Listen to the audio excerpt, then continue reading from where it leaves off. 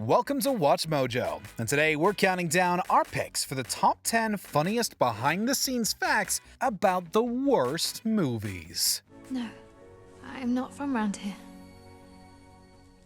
I was abandoned. All I want to know is where are my children?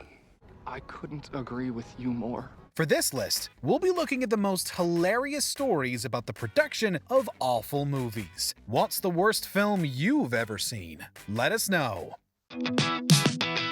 Number 10. Misleading advertising. The Hottie and the Nottie. We can all agree this film wasn't exactly the next Citizen Kane. With a title like The Hottie and the Nottie, it's no surprise. Sitting at a meager 6% on the tomato meter, the film stars Paris Hilton as, you guessed it, the titular hottie. June and I don't get much action, so we take what we can get. She's searching for a potential mate for her friend, the Nottie. The film predictably did not do well, so when it was released in the UK, the poster resorted to some pretty misleading advertising. What am I supposed to do? Pretend they're all blind? It stated that it was the #1 film. But if you stepped a little closer, you'd see that the fine print completed the apparent praise with on IMDb's bottom 100. That's so sneaky. Number 9. Blaming the Internet. Kirk Cameron's Saving Christmas. No one told Kirk Cameron about the cardinal rule of the internet. Never try to rally the troops. This film follows Cameron, a devout Christian, as he attempts to lift his brother-in-law's spirit by reinserting the Christ into Christmas. Guess what? Everything you see inside there, it's all about Christmas. It's all about Jesus. However, it was panned across the board upon its release. Instead of taking it in stride, the actor took to his Facebook page and asked his fans to storm the gates of Rotten Tomatoes in order to raise the film's ratings. Do I need to break some legs? Is he not treating you right? No. Because I'll take him out in the back right now. Of course, this backfired and led internet users to further lambast Saving Christmas. In turn, Cameron held haters and atheists responsible for the bad reviews. Needless to say, Christmas was not saved that year. Maybe we need a word from the outside. A voice. Someone who can remind us of the true meaning of Christmas. Number 8. Fake sequel. Troll 2. The disastrously bad Troll 2 was originally called Goblins. After all, it features goblins and no trolls. Quick, upstairs! Quick! The story behind what inspired the change is an interesting one. In 1986, a horror film called Troll was released to generally negative reviews. A few years later, Italian director Claudio Fragasso decided to make an English language film despite not being a fluent speaker. The script was in broken English, the actors were inexperienced, and it certainly wasn't a high-end production. As you've probably gathered, the end result was bad. In order to make some money, the title was changed to draw in troll fans, despite it having nothing to do with the 1986 film. It didn't work. They're eating her! And then they're going to eat me! Oh my God! Number 7. Conversion concerns. Battlefield Earth. There are countless stories regarding this film and what made it so terrible. One issue was the fact it was based on a book by L. Ron Hubbard, the science fiction author who created Scientology. What do you know about gods? We have seen gods. Rock and I both. You lying thieves. John Travolta, who starred in the film, has been a notable Scientologist for decades. In a bizarre move, while promoting the film, the actor decided to autograph copies of the founder's novel for fans. Everything you humans knew is here, and you can look at anything you want, because there's nothing that will help you. This contributed to worries that the project was just designed to promote Scientology and its teachings. Many even accused the movie of subliminal messaging. As it turned out, the movie was so bad that it probably did Scientology more harm than good. Number 6. Self-Isolation, Fantastic Four. There have been several attempts to do justice to Marvel's first family on screen. 2015's Fantastic Four movie saw director Josh Trank at the helm. Sort of. The only shot we've got is on the other side of that gate. He was reportedly quite isolated on set, even sequestering himself in a tent he set up around his monitor. But that's not all. Sources on set claims that when Trank did actually interact with the cast, his rigid directing style, telling actors when to blink and breathe, led to some pretty lifeless performances. We can help you, Ben. But you need to help us too. Maybe stick to writing if you're that much of a hermit. Gotta say, it's fantastic. Number 5. Impractical Practical Effects, The Garbage Pail Kids Movie.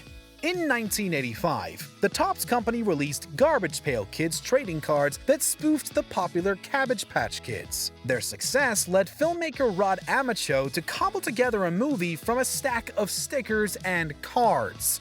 My God, it's Cousin Charlie.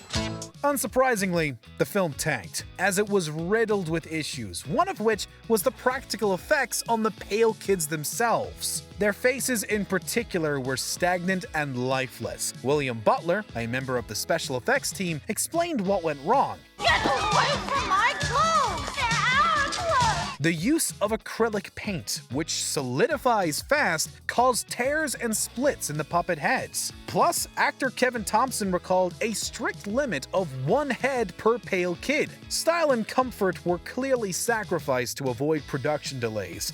But at what cost? Oh, Wendy, totally uncool. Number 4. There were a lot of cuts. The Last Airbender. This film always shows up in worst movies list, and ours is certainly no exception.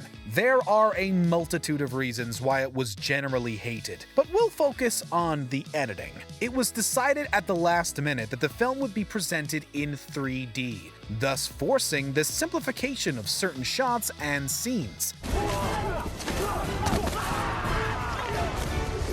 Not only that, the movie was sent back to the editing room for a number of significant cuts. The result was an abundance of axed footage and a final story many critics found underwhelming.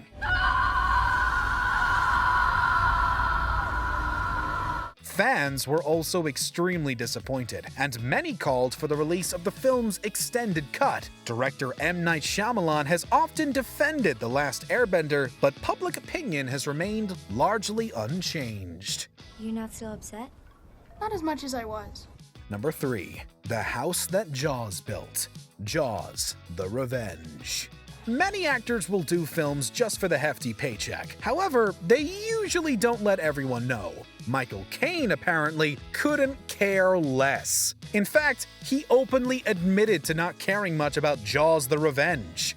I said, I haven't seen it. I said, but I've seen the house it bought my mother, and it's marvelous. You'd think he'd be bitter, as the movie's production schedule reportedly prevented him from physically accepting his Academy Award for Hannah and Her Sisters. But Caine seemed content to just collect his paycheck. Hang on to your socks, lads. He has been deemed a slight shining light in an otherwise terrible film, but all copies of Jaws: The Revenge should probably be fed to actual sharks.